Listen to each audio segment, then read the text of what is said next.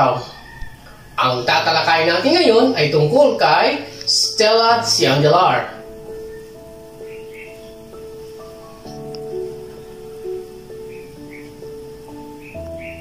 Na sinulat ni Ruth Elena S. Mabanglo.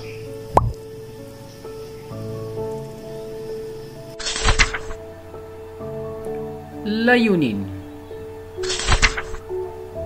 Naipaliliwanag ang salitang mahigit sa isang kahulugan. Naisusulat ang sariling opinyon tungkol sa mga dapat o hindi dapat nakatangian ng kabataang Asyano. Para sa paglinang ng talasalitaan. Panuto. May mga salitang higit sa isang kahulugan gaya ng mga salitang may salungguhit sa bawat bilang. Isulat sapat lang ang titik ng tamang kahulugan nito batay sa pagkakagamit ito sa pangungusap. Ipaliwanag kung bakit ito ang napili mong sagot.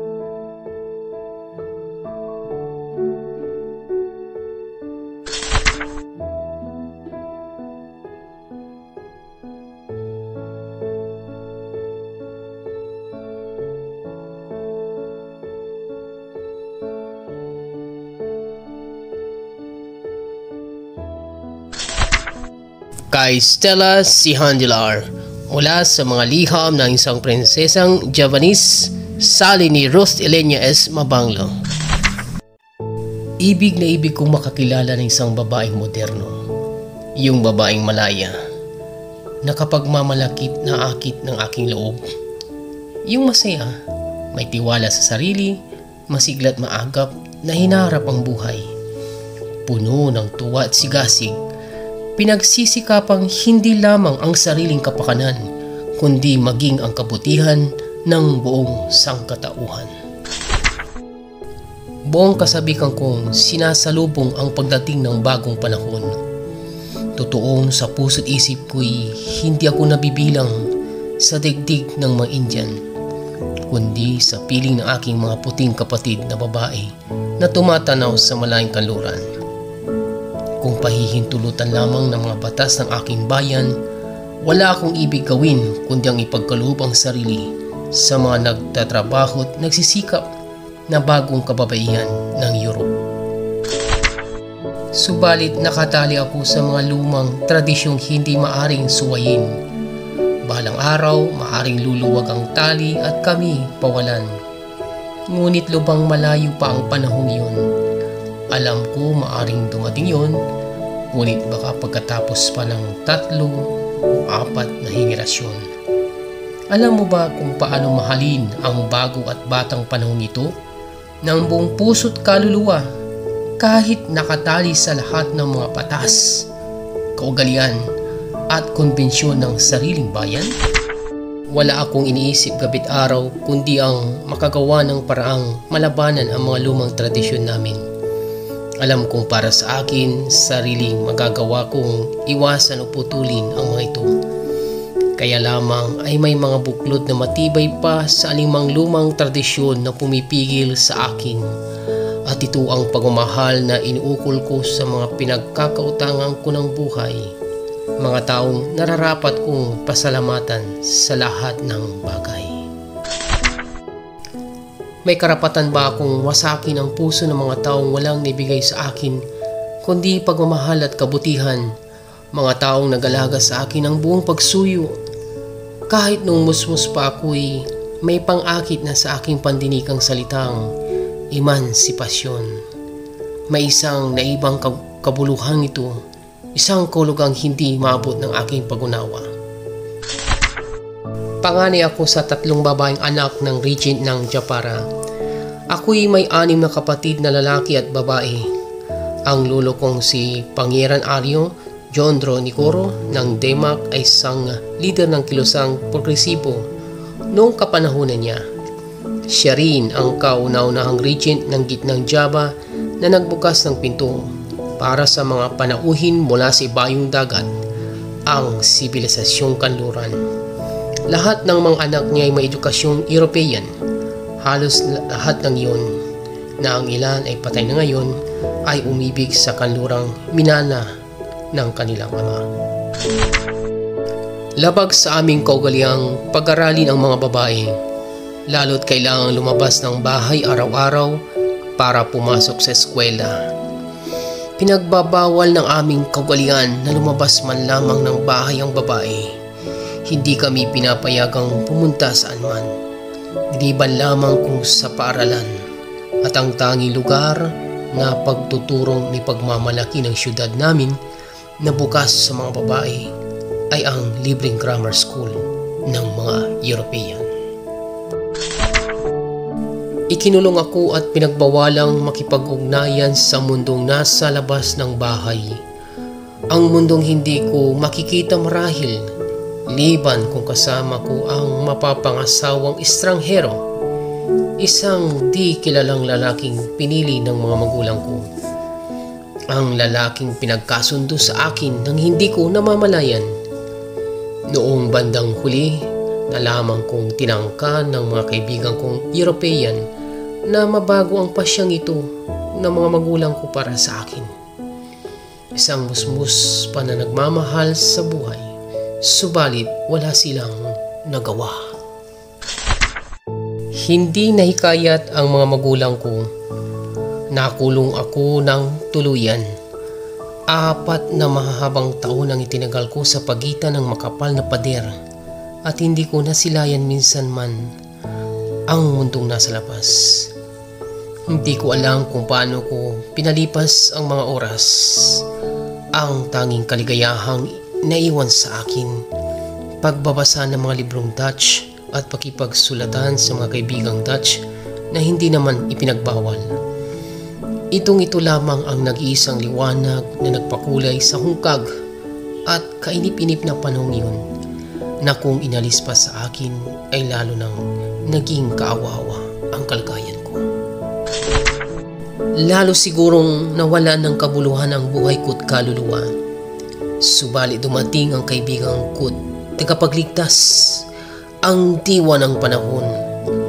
Umalingaw-ngaw sa lahat ng dako ang mga yabag niya. Nayanig sa paglapit niya ang mga palalot matatag na balangkas ng lumang tradisyon. Nabuksan ang pintong mahigpit na nakasara. Kusang iba, ang iba na may pilit at bagya lamang. Ngunit bumukas pa rin at ipinapasok ang mga di inanyayahang panauhin. Nang sumunod na taon sa oras ng pagtatalaga sa poder ng bata pang prinsesa bilang Reyna Wilhelmina ng Netherlands, opisyal na ihandog sa amin ng mga magulang namin ang aming kalayaan. Sa kauna-unahang pagkakataon sa aming buhay, pinayagan kaming umalis sa bayan namin at pumunta sa syudad na pinagdarausan ng pagdiriwang para sa okasyon. Sa wakas, nakita kong muli ang mundo sa labas nang ako'y mag-16 na taon. Salamat sa Diyos, malalabasan ko ang kulungan ng malaya't hindi nakatali sa isang kung sinong bridegroom. Mabilis pang sumunod ang mga pangyayari, nagpabalik sa aming mga babae ng mga nawala naming kalayaan. Anong dakila ng tagumpay yun? Ang may pakita ng mga kabataang babae tulad namin ang sarili sa labas na imposibleng mangyari noon. Nasindak ang mundo, naging usap-usapan ang krimeng yun na dito'y wala pang nakagagawa. Nagsaya ang aming mga kaibigang European at para naman sa amin, walang rin ang yayaman pa sa amin. Subalit hindi pa ako nasisiyahan. Lagi ibig kong makarating sa malayo, mas malayo. Wala akong hangaring makipamiesta o malibang. Hindi yun ang dahilan ng paghahangad kong magkaroon ng kalayaan. Ibig kong malaya upang makatayo ng mag-isa. Mag-aral hindi para mapailalim sa sinuman at higit sa lahat, hindi para pag-asawahin ng sapilitan. Ngunit dapat tayong mag-asawa. Ang hindi pag-asawa ang pinakamalaking kasalanang magagawa ng isang babaeng Muslim. Ito ang pinakamalaking may pagkaloob ng isang katutubong babae sa kanyang pamilya. At ang pag-asawa para sa amin, mababaw pang ang ekspresyon, ang ibig sabihin, miserable. At paano nga ba hindi magkakaganoon kung tila ginawa lamang para sa lalaki ang mga batas, kung pabor para sa lalaki at hindi para sa babae, ang batas at ang kumbensyon, kung ang lahat ng kaluwag ay para sa kanila.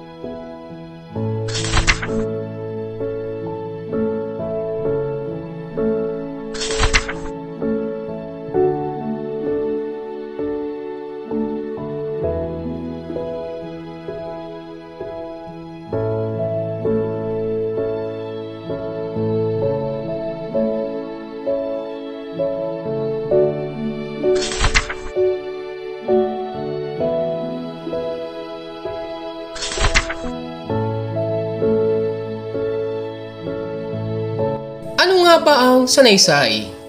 Ayon sa makata at magaling na mananaysay na si Alejandro Abadilla, ang sanaysay ay isang salaysay ng sanay.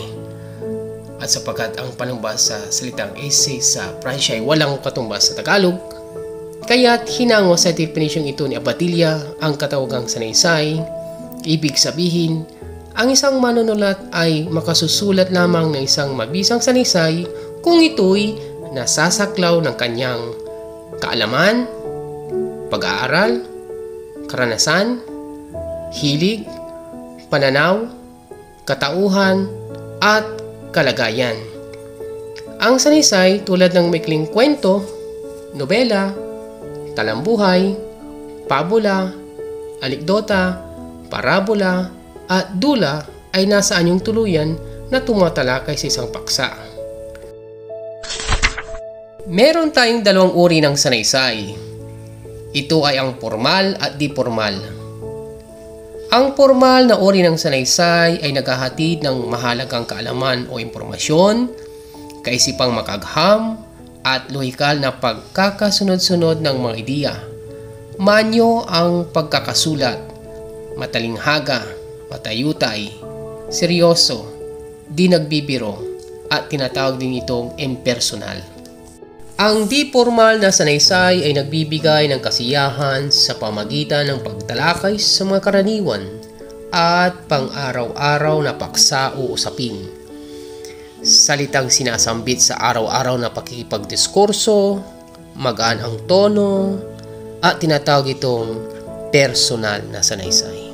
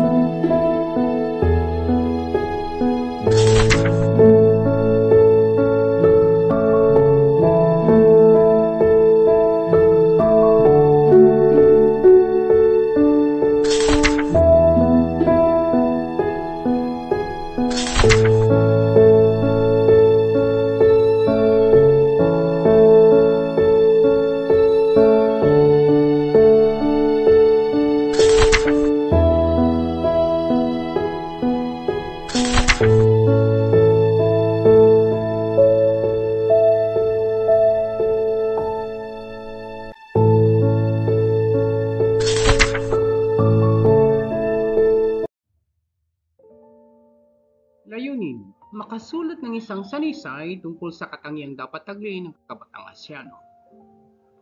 Narito ang ating rubric sa pagbibigay ng opinyon.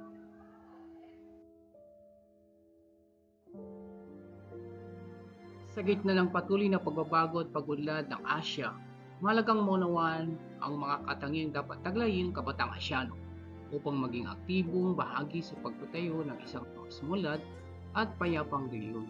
Hindi lamang ito tungkol sa pagiging matalino o matagumpay, kundi tungkol dito sa pagiging responsable at mapagmahal sa kapwa. Ang kabataang Asyano ay dapat magkaroon ng malalim na pag-unawa sa kanilang kultura at kasaysayan. Hindi ito na nangangulugang bulag sa pagmamahal sa bayan, kundi isang pagpapalaga sa kanilang tradisyon, paniniwala at kultura. Ang pagiging mulat sa kanilang pamana ay magbibigay sa kanila ng pananaw at inspirasyon upang magambag sa pag-unlad ng kanilang mga komunidad at ng buong bansa. Ang mga katangiang ito ay magsisilbing pundasyon para sa isang mas maunlad at payapang Asya at nagbibigay sa mga kabataan ng pagkakataon na maging aktibong bahagi sa pagtatayo ng isang mas magandang kinabukasan para sa kanilang bayan.